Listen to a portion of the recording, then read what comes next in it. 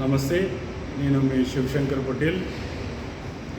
ముఖ్యంగా యువత మగవారైనా ఆడవారైనా మత్తు పదార్థాలకు బానిస అవ్వకుండా దాని యొక్క మత్తులో మునిగి మీ యొక్క కుటుంబాన్ని, మీ యొక్క ఫ్యామిలీని విచ్ఛిన్నం చేసుకోకుండా మీరు మంచి మార్గంలో నడవాలని కోరుకుంటున్నా.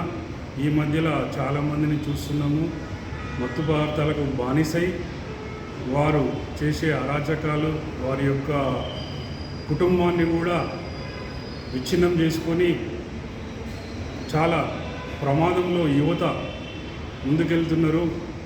దీనికి పూర్తిగా స్వస్తి పలికి యువత, మగవారు ముఖ్యంగా ఆడవారు కూడా మత్తు పదార్థాలకు బానిస కాకుండా ఉండాలని, ఇటువంటివి సేవించకుండా మీ యొక్క బంగారు భవిష్యత్తును దృష్టిలో ఉంచుకొని మీ యొక్క ఆరోగ్యాన్ని, మీ కుటుంబాన్ని కాపాడుకోవాలని కోరుచున్నాను.